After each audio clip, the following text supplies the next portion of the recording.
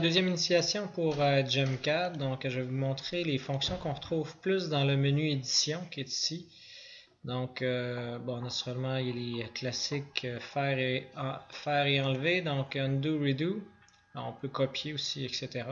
Donc, ce qui m'intéresse le plus pour commencer, c'est l'index. Dans le fond, le gear qu'on a, on peut le transformer. C'est un index 120, on peut prendre un 96. Et dès que vous faites ça, automatiquement, toutes les facettes ont changé de numéro. Donc ici, c'est une symétrie qui n'a pas de problème. Je peux être en 120 ou en 96. Vous voyez, ça ne change pas de problème. Donc les codes ont simplement changé.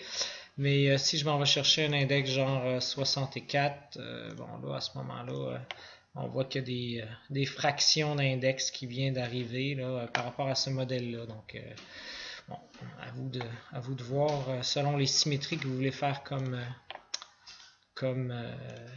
Pierre et quel index que vous utilisez en fin de compte. Fait que si vous ouvrez un modèle qui est en index 96, vous pouvez essayer de le changer en index 64 par exemple et après ben, je vous montrerai éventuellement comment on peut normaliser les index. Fait que c'est ce qu'on a, on les change là dans index gear. Remarquez que dans cette fonction-là, on peut changer selon les machines en sens le sens des aiguilles d'une montre ou le sens inverse des aiguilles d'une montre. On peut partir d'en haut, en bas, etc. Donc, on peut changer ça à notre guise. Donc, c'était ça. Après, on arrive à transfert ici. Donc, ça, CTRL-T, où il y a aussi le transfert qui est là. Donc, dès qu'on clique sur transfert, il transfère la pierre de l'autre côté. On ne peut tailler virtuellement que le côté qui est vers le haut. On peut essayer de faire le côté qui est vers le bas, mais la plupart du temps, ça va créer des problèmes. Donc, on est mieux de toujours tourner la pierre pour faire la culasse. Puis un coup qu'on a terminé, on retourne, puis là, ça devient une pierre normale, dans le fond. Fait que, ça, c'est le transfert. Remarquez qu'à côté, il y avait l'index aussi, le menu index qui revient. C'est les deux qui sont dans cet endroit-là. Après, bon, un coup qu'on a fait une pierre, mettons, on veut changer l'ordre, ou il y en a qui vont commencer par la culasse, il y en a d'autres qui vont commencer par la couronne, il y en a qui vont commencer par dans le fond, le feuilletis. C'est ce qu'on a. On peut changer l'ordre de taille, à vous de choisir. Donc, mettons qu'on fait le feuilletis, la culasse, puis la couronne. Ben, vous voyez qu'en bas, en fin de compte, habituellement, il va régénérer l'ordre. C'est ce qu'on a ici, feuilletis, etc. Donc si j'en choisis un autre, mettons crown, il a changé l'ordre de taille tout simplement. Donc c'est ce qu'on a pour ce qui est de cette fonction sort là. On peut aussi nommer les facettes. Ceux qui aiment bien nommer les facettes, ben, il va le faire automatiquement. Donc on peut mettre 1, 2, 3 pour ce qui est de la culasse, ABC, etc. Donc des P, des C, des choses comme ça. Si vous avez déjà nommé les facettes, mais là il va effacer, c'est ce qu'il dit. Donc là il les nomme A, B, C, D, ce genre de choses là. Donc ça peut être intéressant. On a aussi heading, footnote. Mais ça c'est éventuellement si j'écris modèle de Monsieur X. Donc, quand je vais aller en Print Preview, en fin de compte, dans le menu Fichier, là, ça me permet de voir qu'il a appelé modèle de Monsieur X, en fin de compte, avec tout le diagramme complet. C'est ce qu'on retrouve parfois sur les sites Internet. Donc, on peut changer ça ici, dans cet endroit-là, qu'on peut mettre un en-tête puis un pied de page. Bon, les autres fonctions qui sont là sont très puissantes, sont très fortes, donc c'est pas évident. Je vais essayer de prendre le temps de vous montrer la base de ça.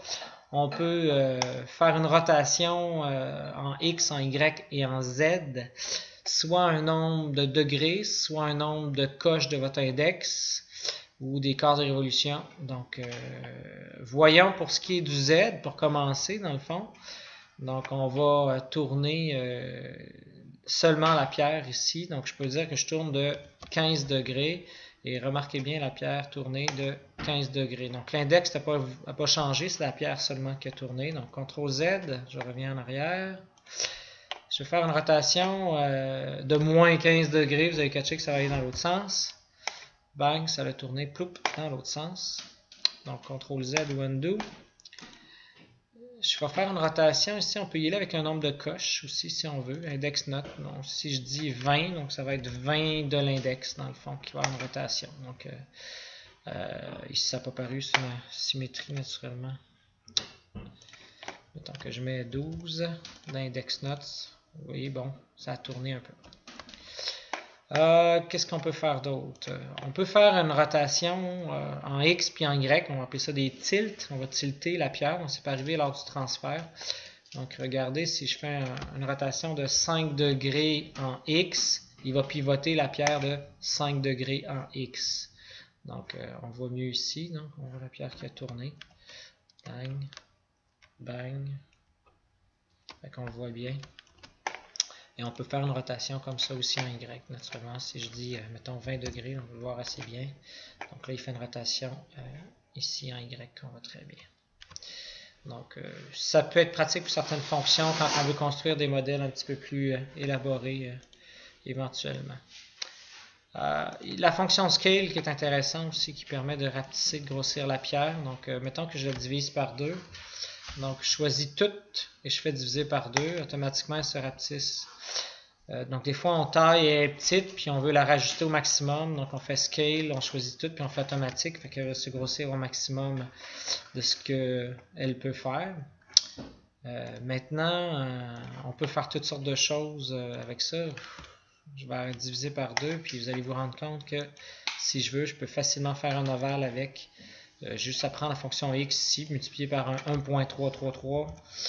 Donc, et bang, j'ai mon ovale. Puis quand j'ai fait mon ovale, ben, il me propose d'arrondir ou de ne pas arrondir les index. Donc là, ici, je suis en symétrie, je suis avec un index 120. Il me dit qu'avec un index 96, je vais avoir le moins d'erreurs possible. Donc, je peux dire oui, je vais essayer de normaliser, dans le fond, d'arrondir. Je dis oui. Je choisis l'index avec lequel je veux normaliser. Et je le fais. Quand il le fait, il change un peu la forme et tout. Mais vous voyez que pour un modèle comme ça, ça a bien fonctionné.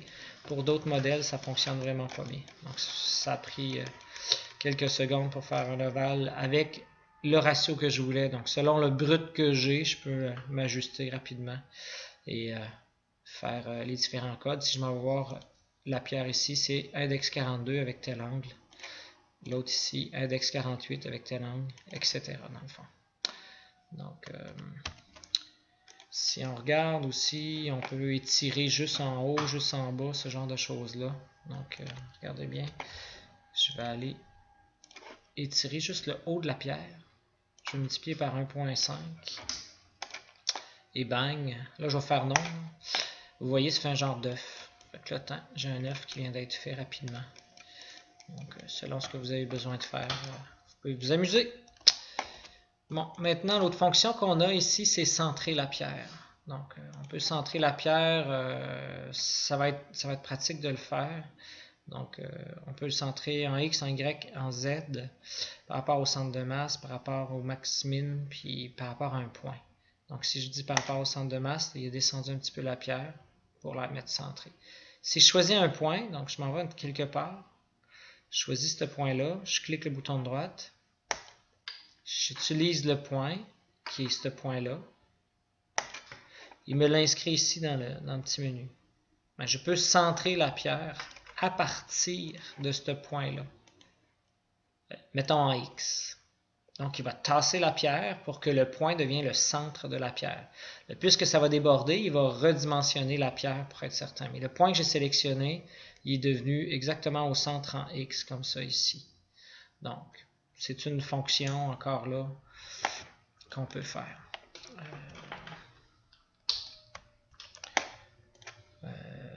On peut faire des réflexions. Donc, regardez, je vais refaire... si je fais une réflexion, il va faire une réflexion de la pierre en X, en Y, etc. Donc, regardez ce que ça va faire. Punks! On vient de créer une marquise rapidement. Là. Je ne dis pas que c'est la plus belle marquise, mais bon, on a fait quelque chose comme ça. Fait que, on a ça. Fait qu'on peut faire des réflexions comme ça rapidement, tout simplement en décentrant, puis après en faisant une réflexion. Si je fais la réflexion dans l'autre sens, il va les tirer à la place. Bon, encore là, ça fait un peu étrange, mais ça peut donner une base pour faire quelque chose. Et on a régénéré, en fin de compte, la pierre au complet. Il va régénérer les index, il va revérifier que tout est bon. Fait que c'est ce qu'on a au niveau du menu édition, pas mal. Là. Ça vous donne une base de ce qui est là.